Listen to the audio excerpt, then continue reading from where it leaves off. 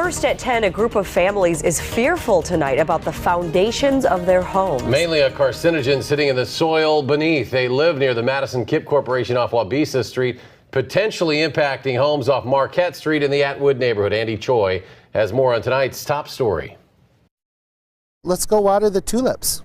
They're going to be blooming soon. Under a sun-drenched afternoon, Prentice Berg and his family are making the most of spring just outside their home on Marquette Street. I came upon a garage sale and loved the house and moved in about 8 years ago. The only problem with the home lies under it. If it's floating underneath my house and coming up into my basement with my 8 and 4-year-old child, well, that's a concern. State officials have informed Berg and his neighbors a potential carcinogen is making its way from Madison-Kipp Corporation's manufacturing plant into the neighborhood. The issue we're dealing with here is that the PCE, or tetrachloroethylene contamination in the soil, is also in the soil vapor. It's moving from the Kipp property through the backyards of some of the homes on South Marquette Street. DNR hydrogeologist Mike Schmaller says those PCE vapors may seep through some basement cracks. Someone walks up to you and says, hey, you got potential carcinogen seeping into your home, and you got your kids living there and you're living there.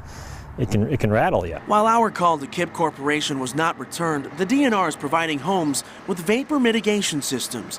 Residents say Kipp's chemical problem spans decades and may need some extra attention. First soil contamination, then we want to test your soil, then we want to test your basement, and we want to drill holes in your basement, and now they've put in a mitigation system. I teach preschool and I teach my 3-year-olds to clean up their mess.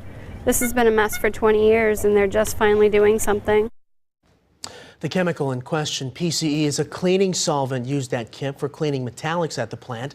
The DNR tells us that chemical hasn't been used at Kipp for more than 10 years. Are there any other problems, though, besides the breathing part?